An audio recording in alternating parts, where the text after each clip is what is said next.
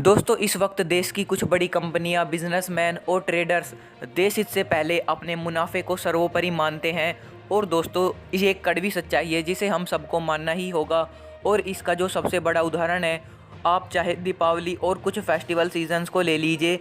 दोस्तों दरअसल गलवान हिंसा के बाद पूरे देश में गुस्सा और आक्रोश का माहौल था, क्योंकि दोस्तों देश ने अपने 20 वीर सपूतों को खोया था।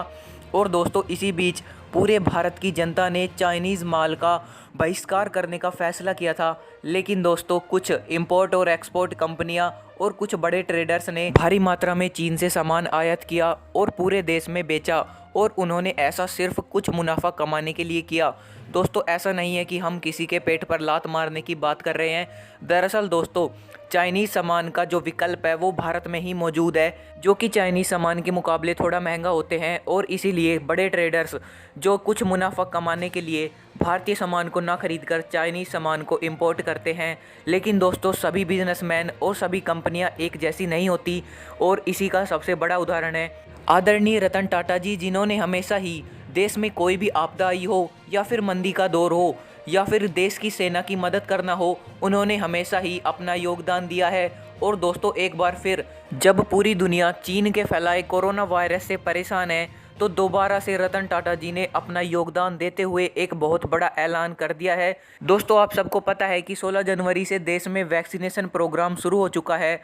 और दोस्तों अमेरिका, ब्रिटेन, फ्रांस जैसे डेवलप कंट्रियां जिन्हें के पास भारत के मुकाबले काफ़ी ज़्यादा संसाधन हैं, उनके सामने भी वैक्सीनेशन प्रोग्राम में काफ़ी बड़ी बड़ी चुनौतियां सामने आ रही है। तो दोस्तों ऐसे में भारत जैसा विकासशील देश जिसके पास 135 करोड़ से भी ज़्यादा की आबादी है, तो दोस्तों ऐसे में इस दुनिया के सबसे बड़े वैक्सीनेशन प्रोग्राम को सफल बनाना सरकार के लिए एक काफ़ी बड़ी चुनौती है। और दोस्तों इसकी जो सबसे बड़ी चुनौती है वो है कोरोना वैक्सीन का ट्रांसपोर्टेशन। दरअसल दोस्तों जो कोरोना की वैक्सीन है वो बाकी वैक्सीन्स के मुकाबले काफ़ी अलग होती है और इनके जो ट्रांसपोर्टेशन के लिए लो टेम्परेचर कंटेनर्स की आवश्यकता होती है। दोस्तों शहरों में जो वैक्सीनेशन प्रोग्राम है वो थोड़ा आसान होता है, जबकि दूर दराज के इलाकों और ग्रामीण इलाकों में वैक्सीनेशन प्रोग्राम में काफ़ी कठिनाइयाँ आने वाली है।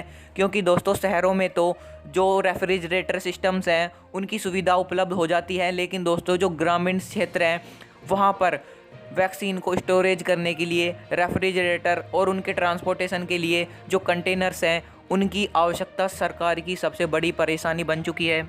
और इसी परेशानी को दूर करने के लिए टाटा मोटर्स एक बार फिर आगे आई है। दोस्तों अमर उजाला, हिंदुस्तान टाइम्स के हवाले से ये खबर निकल कर आ रही है कि अब टाटा मोटर्स भारत सरकार के सामने अपनी जो लो टेम्परेचर वैन्स और ट्रक्स हैं उन्हें पेश करने वाली है। दोस्तों ये सब भारत सरकार के वैक्सीनेशन प्रोग्राम को सफल बनाने के लिए टाटा मोटर्स ने एक बड़ा ऐलान कर दिया है।